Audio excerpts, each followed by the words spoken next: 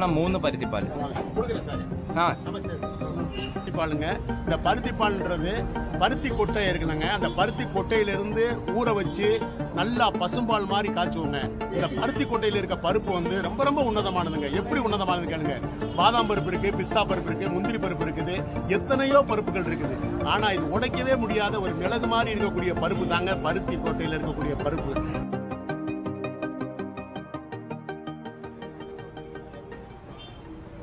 മധുരയിലെ ഒരു സ്പെഷ്യൽ വിഭവമായ പരുത്തിപ്പാല് കിട്ടുന്ന ഒരു ഷോപ്പിലാണ് നമ്മൾ ഇന്നുള്ളത്. മധുരയ്ക്ക് വരുമ്പോൾ നിങ്ങൾ തീർച്ചയായും ട്രൈ ചെയ്യേണ്ട ഒന്നാണ് ഈ പരുത്തിപ്പാൽ എന്ന് വേണമെങ്കിൽ പറയാം.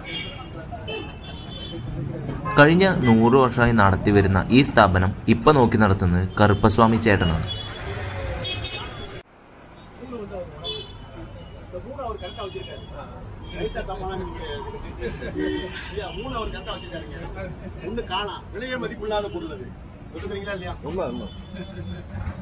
நான் 3 பருத்தி பால் கொடுக்குறேன் சார். நமஸ்தே. பக்கத்துல தானங்க இருக்கு. ஆமா. தமிழ் அருமையா தெரியுமே உங்களுக்கு? நம்மளோட மலையாளம் பேச தேவையில்லையே. ஆமா ஆமா, நீங்க தமிழே பேசினா போதும். பாலக்காடு பக்கத்துல. എല്ലാ ദിവസവും രാവിലെ 9 മണിക്ക് ഓപ്പൺ ആവുന്ന ഈ കട രാത്രി 10:30 വരെയാണുള്ളത്. അതിനുള്ളിലായിട്ട് തന്നെ ഇവിടുത്തെ കംപ്ലീറ്റ് കച്ചവടങ്ങളും നടക്കുന്നത് നമുക്കിങ്ങനെ കാണാൻ സാധിക്കും. രാവിലെ ഇത് തുറക്കുമ്പോൾ തന്നെ നല്ല തിരക്കാണ് കേട്ടോ ഇവിടെ ഉണ്ടാവുക. നമ്മളിങ്ങോട്ട് പോകുമ്പോൾ ഏകദേശം 9:30 ആയി കഴിഞ്ഞു. അപ്പോൾ തന്നെ അത്യാവശ്യം നല്ല തിരക്ക് ഇവിടെ നമുക്ക് കാണാൻ സാധിച്ചു.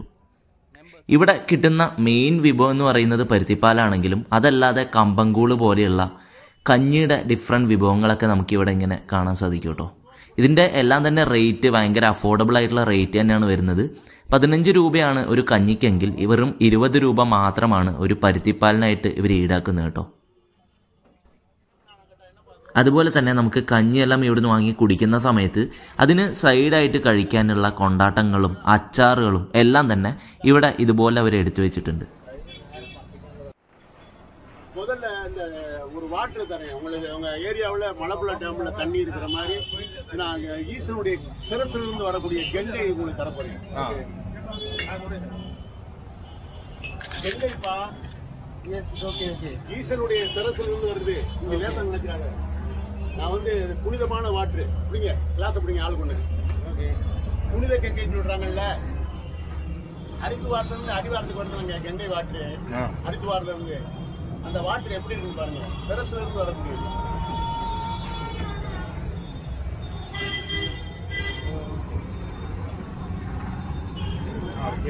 சாப்பிட்டு சொல்லணும் எப்படி இருக்குன்னு.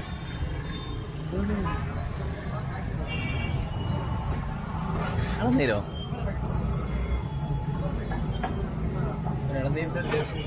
ഇളനീര് തന്നെയാണിത്. ഇളനീര് വെള്ളം അല്ലേ? நல்லதா இருக்கு. ஆமா ஆமா ஆமா, இளநீர் வெள்ளம். இந்த விருது எதுக்காண்டி கொடுத்தாங்க? தமிழ்நாடு கல்வி அமைச்சர் கோல்டு மெடல் எனக்கு கொடுத்தாங்க. தமிழ்நாடு அன்பின் பொய்யாமொழி மகேஷ் அவங்க கொடுத்தது. இது தமிழ்நாடு பண்பாட்டு கழகத்திலிருந்து கொடுத்தாங்க. ஜாகிர் ஹுசேன் ஒரு பாய் அவங்க கூப்பிட்டு எனக்கு ரொம்ப சிறப்பாக பண்ணாங்க. அவங்க எனக்கு வந்து மிக மிக பெருமைப்படுத்தினாங்க. ராஜகலைஞன் பட்டத்தை கொடுத்தாங்க. இந்த தமிழ்நாட்டில் ஒரு சின்ன வியாபாரம் ஒரு 100 வருஷமாக ஓடுதுங்க. இந்த ஓடுறது வந்து யாருடைய கருணை? எல்லாம் இந்த மீனாட்சி அம்மானுடைய கருணைங்கய்யா. இந்த மீனாட்சி அம்மானுடைய கருணையினால் இந்த ஒரு அதாவது வரலாறுன்னு சொல்லக்கூடியது ஒரு 100 வருஷங்கய்யா. இந்த 100 வருஷ வரலாறுல வந்து எத்தனையோ நிகழ்வுகள் நடக்கலாம். அதாவது ஒரு ஜெனரேஷன் 2 ஜெனரேஷனில் மாற்றங்கள் ஏற்படும். ஆனால் இந்த ஸ்தாபனம் வந்து ஒரு சின்ன ரோட்டில் இருக்கிற வியாபாரம் உலக மக்கள் எல்லாம் இந்த யூடியூப்காரங்க கொண்டு சேர்த்துட்டாங்க. அப்படிப்பட்ட ஒரு அற்புதமான ஒரு இந்த பருத்திப்பால் மதுரையில் கிடைக்குது. இந்த மதுரையில் வந்துங்க 90-100 வருஷமாக வியாபாரம் பார்க்குறதுக்கு காரணம் என்னென்னா சேவை நோக்கங்க. அதாவது பிஸ்னஸ் நோக்கம் இல்லாமல் சேவை. அதாவது பிறக்கிறோம் இறந்து போயிடுறோம், பிறக்கிறோம் இறந்து போயிடுறோம். மறுபடியும் நம்மளுக்கு என்ன நடக்க போகுதுன்னு தெரியாது. வாழுங்காலத்தை புனிதமாக ஆக்கணும்னா பிறருக்கு உதவுங்கிறங்களா வாழணும். பிறருக்கு உதவுங்கிறங்களா வாழ்ந்தோம்னா நம்ம வாழ்க்கையில் வந்து இறைவன் அருளாசி பண்ணுவாருன்னு என் தத்துவத்தில் தெரிஞ்சுக்கிட்டேங்க. நான் வள்ளலாரை வந்து கும்பிட்றேங்க. அதாவது அருள் பெரும் ஜோதி தனிப்பெரும் கருணின்னு சொல்லக்கூடிய வள்ளலாரை கும்பிட்றாரு. வாடிய பயிரை கண்ட போதெல்லாம் நான் வாடினேன்னு சொன்னவர் அவர் தாங்க.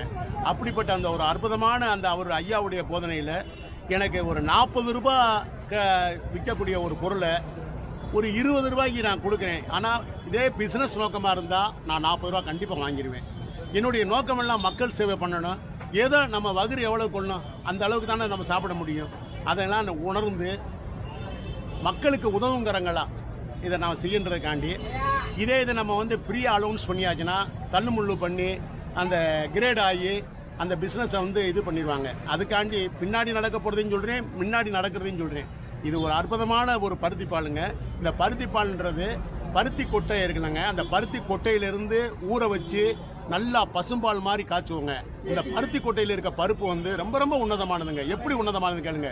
பாதாம் பருப்பு இருக்குது, பிஸ்தா பருப்பு இருக்குது, முந்திரி பருப்பு இருக்குது, எத்தனையோ பருப்புகள் இருக்குது. ஆனால் இது உடைக்கவே முடியாத ஒரு மிளகு மாதிரி இருக்கக்கூடிய பருப்பு தாங்க பருத்தி கொட்டையில் இருக்கக்கூடிய பருப்பு. இந்த பருப்பை எடுத்து நம்ம ஆட்டி சாப்பிட்டோம்னா ஹார்ட்டில் இருக்கக்கூடிய அந்த கொழுப்பை கரைக்கக்கூடிய தன்மை வந்து இந்த பருத்திக்கு இருக்குங்க.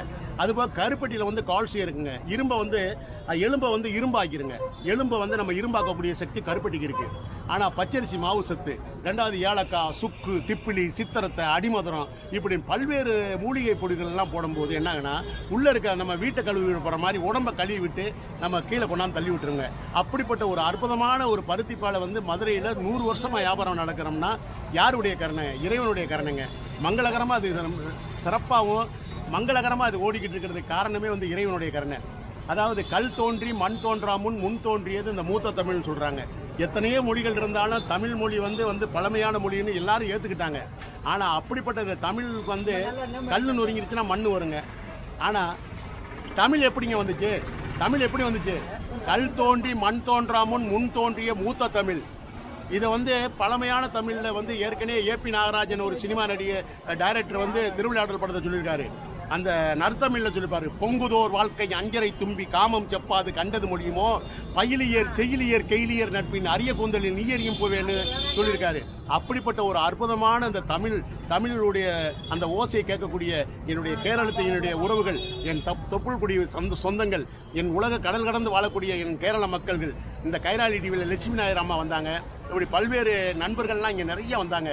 யூடியூப் சேனல்காரங்க வந்தாங்க. எல்லாரும் வந்தாங்க. எல்லாரும் வரணும். இந்த மதுரைக்கு நீங்கள் வரும்போது கண்டிப்பாக அந்த கடைக்கு, ஒரு சின்ன கடை, இது ஒன்றும் பெரிய நான் 5 ஸ்டார் ஹோட்டல் வச்சுருக்கல, ஏசி போடல, ரோட்டில் தாங்க இருக்கிறேன். சின்ன கடைங்க, 4 கஞ்சி தாங்க கடை. ஆனால் அதில் கொடுக்கக்கூடிய அமிர்தம், பார்க்கடலில் அமுது கிடைஞ்ச மாதிரி பார்க்கடலில் கிடைக்கக்கூடிய அமுது வந்து எல்லாருக்கும் கிடைக்கல. அப்படிப்பட்ட ஒரு அமுதாக கூடியவர் தான் இந்த பருத்தி பாலுங்க. இந்த பருத்தி பாலை சாப்பிட்டீங்கன்னா உங்கள் உடல் வந்து பலப்படும். ரெண்டாவது சந்தோஷமாக நேற்று வந்துட்டு சந்தோஷமாக, என்னுடைய சந்தோஷம் தான் எல்லாருடைய, அதாவது அன்பே சிவம்னு சொல்கிறாங்க, எல்லாருடைய அன்பு காட்டணும்னு தான் என்னுடைய வியாபாரத்தை நான் வச்சுருக்கேங்க. எல்லாரும் வாங்க. கேரள மக்கள் அனைவருக்கும் எனது மனமார்ந்த வாழ்த்துக்களும் வணக்கங்களையும் தெரிவித்துக்கிறேன். இந்த எடுத்த அந்த யூடியூப் சேனல்காரங்களுக்கு நன்றியை தெரிவிக்கிறேன். வணக்கம்ங்க. എങ്ങനെയുണ്ട് ടേസ്റ്റ്? അടിപൊളിയല്ലേ? ഒരു ഡിഫറെൻറ്റ് ടേസ്റ്റാണ്.